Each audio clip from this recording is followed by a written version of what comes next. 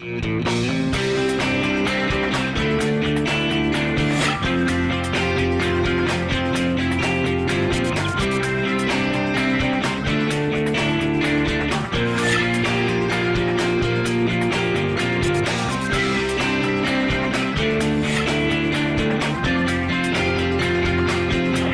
I'm Kristen Oaks-White. And I'm Avery Davidson. Thank you for joining us for This Week in Louisiana Agriculture, the only TV show bringing Louisiana farmers and consumers together every week. If you've watched over the last few weeks, chances are you already know that September is National Rice Month. It's a month where many rice farmers are finishing up harvest of their first crop and gearing up for the ratoon or second crop. This week, TWILA's Carl Wiggers introduces us to one of those rice farmers in Evangeline Parish who is beginning to flood some crawfish ponds as he prepares for the next season of his Louisiana farm life.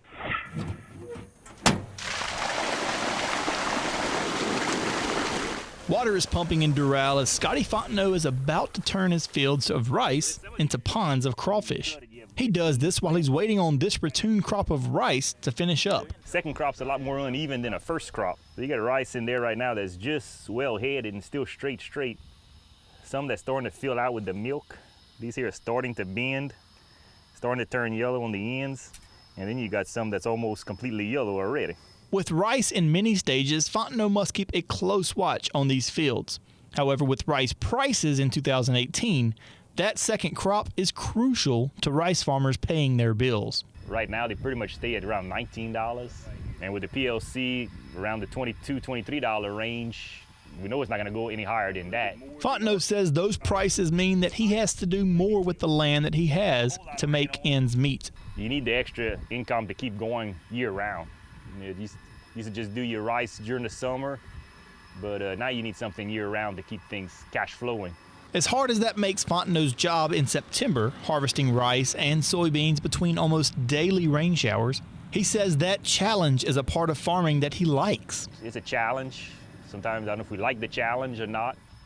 We worry about the rice when it's time, and then we worry about the soybeans when it's time, and then next we're looking toward the crawfish again. Fontenot says that's a small price to pay to pass this farm on to the next generation.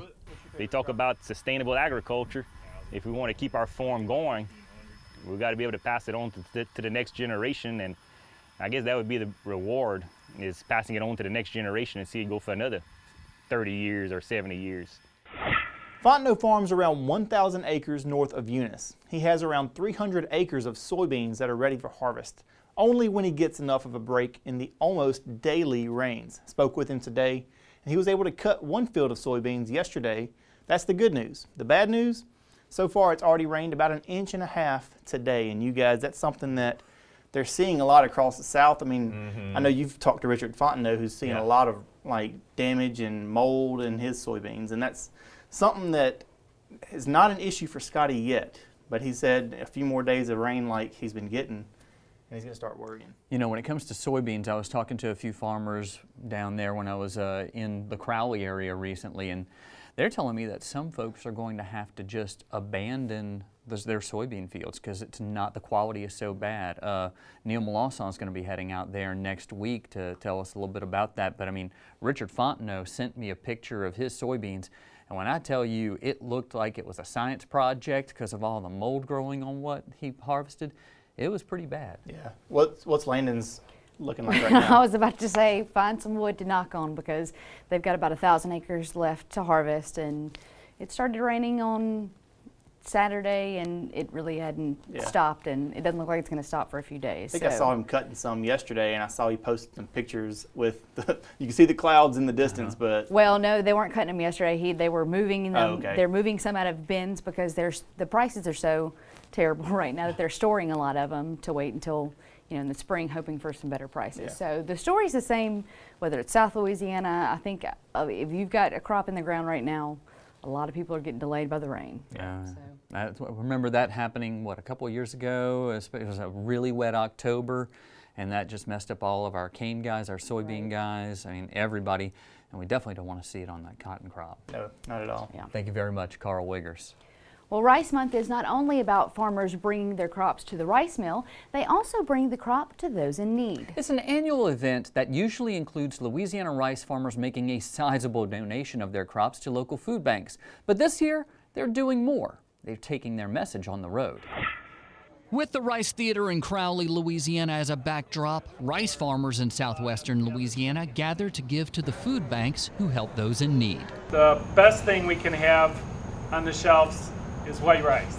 It's here where Second Harvest Food Bank takes its share of 100,000 pounds of rice donated by the farmers and rice mills that provide this staple food. We like to give back to our communities, and we like to give back to the people that are less fortunate than we are. And rice is kind of unique for a food bank donation because it has such long shelf life. It's relatively inexpensive, so our donations go a very, very long way.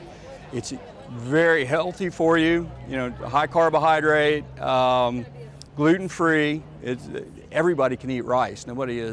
Everybody likes to eat rice. One man who loves to eat rice, Louisiana's 3rd District Congressman Clay Higgins. He also knows the importance of rice to his district. Scores of thousands and thousands of jobs for supporting farmers and farm families, and Crowley, rice capital of the world, man. This is certainly a staple crop for Louisiana, and we feed a lot of Americans, and a lot of our fellow man across the world enjoys the benefits and a healthy meal of Louisiana-grown rice. But not everyone across America knows about rice. That's why USA Rice is using this event to kick off the Think Rice road trip.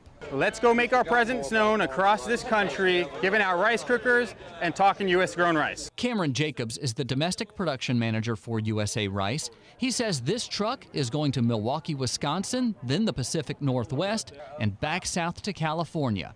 There are a couple of end goals. With the distribution of rice cookers, where we have to thank Aroma again for our partnership, we're hoping to eliminate the barrier to cooking rice. Outside of our wonderful rice growing states, people find it a little hard to cook it, so we're trying to remove that. We're trying to raise our profile of people understanding rice is grown right here in the United States, and 85% of all you consume is U.S. grown rice, spreading that message and reinforcing the message of when you eat U.S. grown rice, you're supporting American farmers and American families. Yeah, this begins 4,000 miles right here. 4,000 miles to heighten the awareness of rice, the nutritional value of rice, how easy it is to cook, how adaptable it is to so many different styles of cooking. This was a very creative idea. Whoever came up with this, I tip my hat to them, because I'm going to tell you, I think this will increase domestic rice sales. I think by next year we'll be talking about the impact that this 4,000-mile trip had. And this begins it right here. You ready to rock? Let's go sell some rice, baby.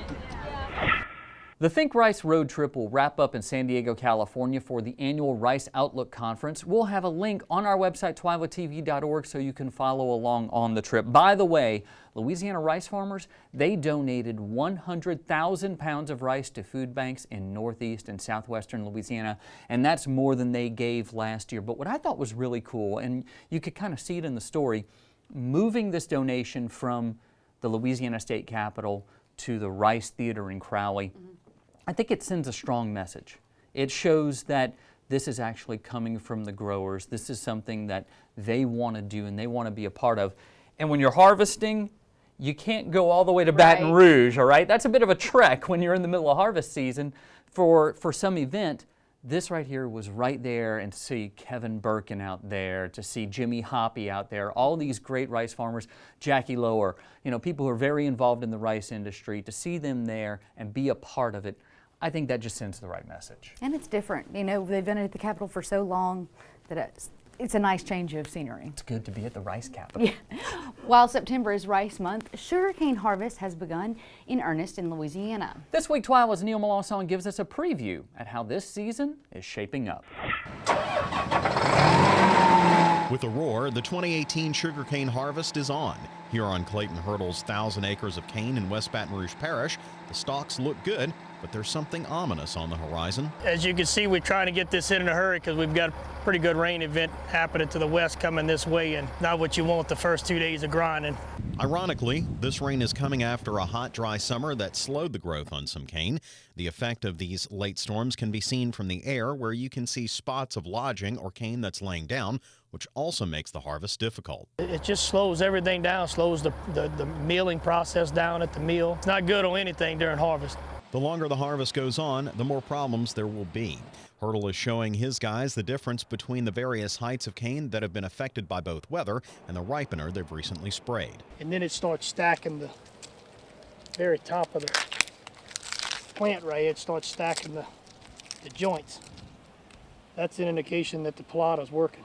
While it may be a wet start to the season, and even with the weather problems, the good news is that overall the cane looks healthy. Hurdle says, though, this year's crop has a high standard to overcome. I'm expecting a probably above average crop, but it always depends on the weather during harvest, how much sugar this crop actually has in it.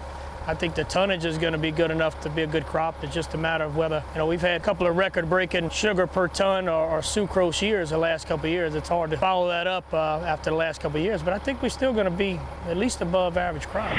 Of course, we're just at the very start of harvest season, and some farmers haven't even gotten in the field yet as they're waiting for their mills to get going. Harvest season will run as late as early January of next year, and it all depends on the weather. And of course, Kristen, Avery, as you saw, the weather is not getting things off to the most ideal start here. Just a lot of muddy, nasty thing. You could see in the drone video there was some lodge cane in there, and picking all that stuff up, it just takes a lot. Clayton only has about 1,000 acres, so it's not going to be, I think, as long a run there, but it's going to be a lot more difficult for some farmers. Oh, but his neighbor Bobby Morris has, 3,500 acres of sugarcane. It sure does. They're going to be at it for a while. And you brought up about the wet weather, and we already talked about that wet October we had a couple years back. I still remember that video of Gene Adolph in Assumption Parish. He's there driving through, and the cart next to him, the tractor with the cart, is just pushing this wall of water along. Yeah. I mean, there's just, you can't stop. I hate it for those guys. And some of them are still planting, Yeah, right? that's right. Some of his neighbors, Clayton was telling me, are still trying to do it, and it's impossible to plant and harvest at the same time. I was about to say, you've got to have a lot of workforce to be able to do both. Now, earlier you mentioned soybeans. We're talking about that. Clayton has soybeans out there, and he says the damage is around 5%, which is normal for South Louisiana. But some of his neighbors are not quite as lucky, and I'm going to be talking to some folks next week about that. I think we talked about that. But Landon's experience is kind of like what's going on. There's hit or miss. It just depends on how much rain fell and where, and if they have storage. Clayton has some storage, so he's a little bit better off. But not some of the folks that I've heard. I'd love to say that we're looking forward to your story next week, Neil, but I wish you didn't have to do it. Thank you very much, Neil Melancon.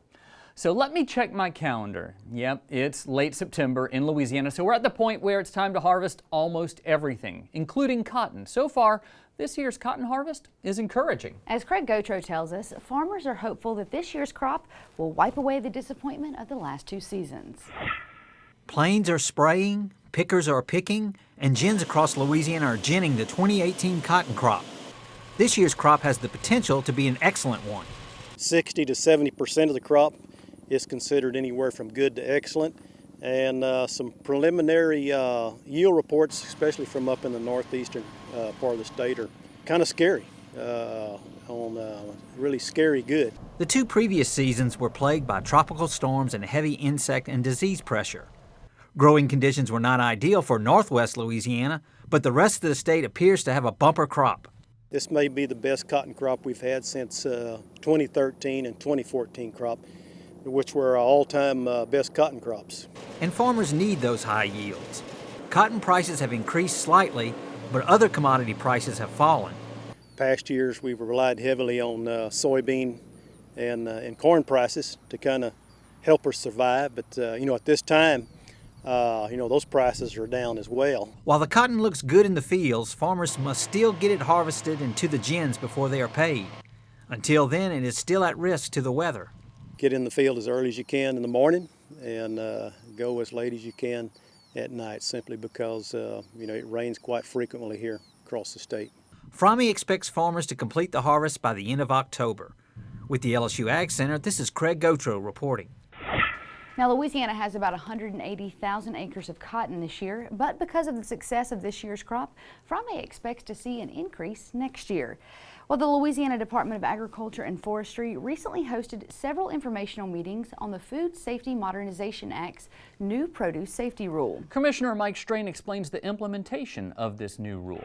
Louisiana is one of many states working with the FDA to implement the Food Safety Modernization Act new produce safety rule. This rule establishes science-based minimum standards for the safe growing, harvesting, packing, and holding of fruits and vegetables grown for human consumption. The overall goal of this project is to enhance Louisiana's produce safety programs, to continue to encourage the safe production of fresh fruits and vegetables, and promote compliance with the requirements of the FDA's produce safety rule. This project will help educate growers and will result in increased implementation of on-farm food safety practices by small, medium, and large produce farms in Louisiana. It will also develop a state-federal partnership for inspection, compliance, and enforcement of the FSMA produce safety rule as required by law. The first major compliance state for the produce safety rule arrived on January 26 of 2018, when larger farms began compliance with this new rule. Routine inspections will not begin until the spring of 2019 to give both farmers and state regulators more guidance, training, technical assistance, and planning to ensure everyone has the tools needed to succeed.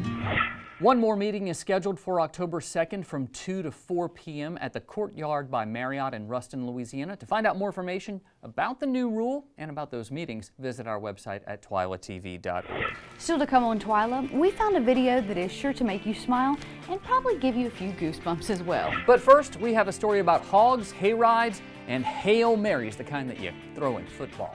Stay with us.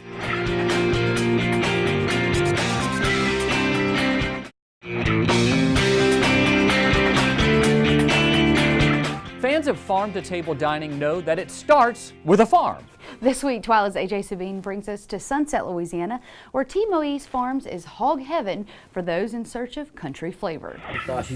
T. Moise Farms manager Monica Hernandez treats her hogs to a mid-morning snack under a shady paddock on her farm in St. Landry Parish. 2 years ago, Hernandez says she and her partner Tim wanted to bring fresh farm-to-table meats to your kitchen. We specialize in Berkshire hogs. We also have some chickens, and we have laying hens, and we have country eggs. Berkshire hogs thrive on country living, says Hernandez. Known for their high quality and flavor, T. Moise Farms got started with a pair of Berkshire hogs and an idea. So we actually raised them from birth to harvest, and we decided to do Berkshire because the quality of the meat is one of the best ones. Berkshire comes from England and is very well known also to the Japanese consumer. In addition to their pork operation, T. Moise Farms also produces pasture-raised chickens and eggs. Monica says eventually they hope to expand. We would like to add some value-added items, such as we believe we make the best boudin, and also cracklins, and some specialty sausage, smoked sausage as well. Spread out over 41 acres, T. Moise Farms devotes more than half of their acreage to their hog operation. Most of their sows have names. In fact, Macy here is about to deliver a set of piglets, just like these. Hernandez says interest in farm-to-table has skyrocketed. We are at the farmers market in Lafayette on Saturdays, and that's direct to consumer, so that's actually farm-to-table. And we also supply some restaurants in New Orleans and also in Lafayette. While these hogs enjoy a dip in the mud hole, you can bet that consumers will enjoy T. Moise pork for a long time to come. In Sunset, I'm AJ Sabine for This Week in Louisiana Agriculture. T. Moise Farms offers recipes on its Facebook page. For a link to their site, log on to our website at twilatv.org. Last week we introduced you to Derek and Casey Luckett, a farm couple getting into the world of agritourism in St. Francisville. However, they are not the only ones in the business of welcoming you to their farm. The fall is prime time for agritourism, so over the next few weeks we're going to bring you some of the farms and ranches you can visit that have caught our attention. If you're in central Louisiana, Butterfield Family Farms is hosting field trips for schools every Friday in October out to their farm in Pollock, Louisiana, a few miles north of Alexandria. There will be a hayride, a Be the Farmer ag education stations, plenty of games, and you even get to take home your own pumpkin with you because everyone gets a pumpkin. If you'd like to visit with your family, you're in luck. Saturday, October 27th, the Butterfield Family Farm will be hosting a harvest festival on the farm that is sure to be a blast for your entire family. To plan your trip, head on over to our website at twilatv.org.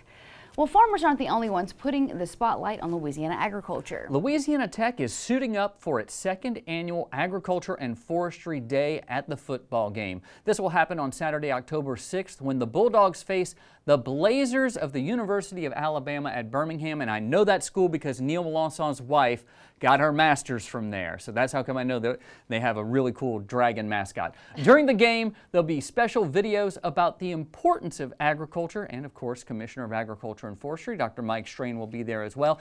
It's an event you do not want to miss, and what's really cool is they decorate each of the entrances with different facts about agriculture. They put them up on the big screen, and last year it was really neat when the video showed spotlighting the forestry industry and all the agriculture education there at La Tech. There were folks who stood up and applauded in the stadium, and that really, really was cool. They do have a good ag program there, I know that. Well, after the break, you've heard of a blessing of a crop. Well, how about a blessing of a bin? How does it sound when you can fill a grain bin with beautiful voices? Hint, it's pretty amazing. Stay with us.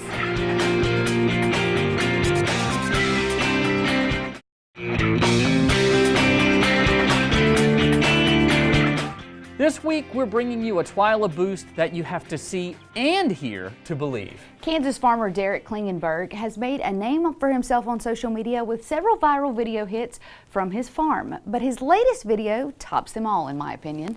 Farmer Derek, as he's known online, recruited the Bethel College Choir to christen his newly built grain bin with the old American hymn, Down to the River to Pray.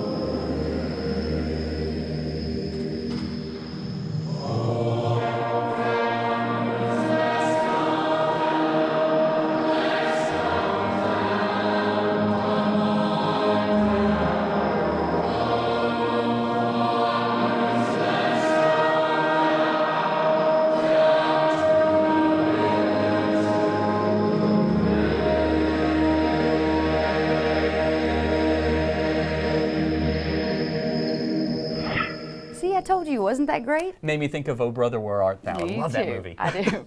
Well, that does it for this edition of TWILA. Be sure to join us next week when Neil Melançon will tell us more about the damage soybean farmers are seeing all across South Louisiana. Until then, you can watch all of our stories online at twilatv.org, and be sure to like us on Facebook, follow us on Twitter and Instagram. For all of us here at TWILA, thanks for joining us. We hope to see you again right here next week.